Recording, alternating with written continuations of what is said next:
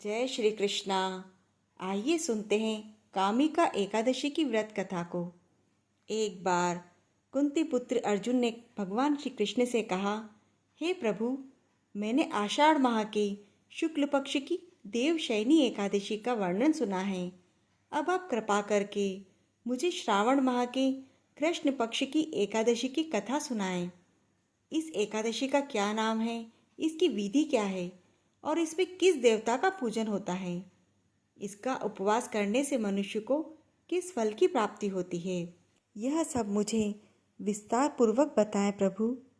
इतना सुनकर भगवान मुरली मनोहर ने मुस्कुराते हुए कहा, हे राजन, इसकी कथा सुनने से वाजपेयी यज्ञ का फल मिलता है। जो फल गंगा काशी नैमिषारण्य और पुष्कर में स्नान करने से प्राप्त नहीं होता, वह कामिका एकादशी का व्रत करके भगवान विष्णु का पूजन करने के पश्चात ही प्राप्त हो जाता है। इसलिए सुख संपदा और स्वर्ग की प्राप्ति के लिए इस व्रत को अवश्य ही करना चाहिए।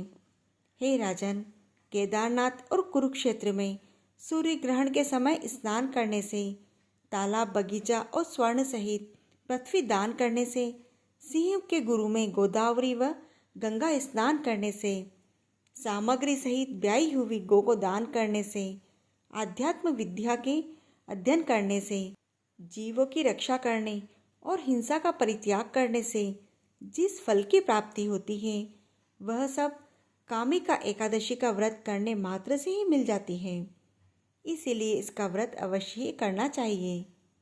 हे धर्मज्ञ, एक बार सोना और चांदी के दान करने से तथा रत्नयुक्त मणियों से पूजा करने से विष्णु जी इतने प्रसन्न नहीं होते जितने तुलसी पत्र से प्रसन्न हुआ करते हैं। इसीलिए जो मनुष्य तुलसी से नित्य भगवान की पूजा करके चरणामृत लेते हैं, वह जन्म जन्मांतरों के पापों से छूटकर मुक्ति को प्राप्त कर लेते हैं। हे राजन, तुलसी के दर्शन से संपूर्ण पाप दूर हो जाते हैं और शरीर पवित्र हो जाता है। इसीलिए सर्व सुखदाता तुलसी जी को बारंबार प्रणाम है।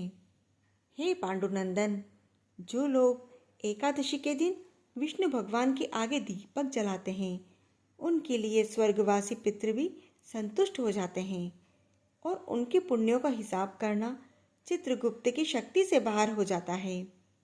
इस एकादशी का व्रत काम, क्रोध, मद, लोभ, मोह, अहंकार, हिंसा, चोरी और अन्य अशुभ कर्मों का सर्वथा त्याग करते हुए अवश्य ही मनुष्य को करना चाहिए। आइए सुनते हैं इसकी कथा को। एक गांव में एक वीर क्षत्रिय रहता था। एक दिन किसी कारणवश उसके ब्राह्मण से हाथापाई हो गई और ब्राह्मण की मृत्यु हो गई। अपने हाथों मरे गए ब्राह्मण की क्रिया उस क्षत्रिय ने करनी चाहिए, परंतु पंडितों ने उसे क्रिया में शामिल ही नहीं होने दिया। तो ब्राह्मणों ने बताया कि तुम पर ब्रह्म हत्या का दोष है। पहले प्रायश्चित करके इस पाप से मुक्त हो जाओ, तब हम तुम्हारे घर भोजन करेंगे। इस पर क्षत्रिय ने पूछा, इस पाप से मुक्त होने का क्या उपाय है? तब ब्राह्मणों ने बताया कि श्रावण माह के कृष्ण पक्ष की एकादशी को भक्ति भाव से भगवान श्रीधर का व्रत एवं पूजन करके ब्राह्मणों को भोजन करा के दक्षिणा के साथ आशीर्वाद प्राप्त करने से इस पाप से मुक्ति मिलेगी।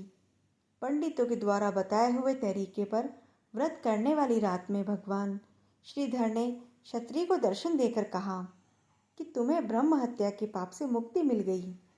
इस व्रत को करने से ब्रह्म हत्या आदि के सभी पाप भी नष्ट हो जाते हैं। जय श्री कृष्णा।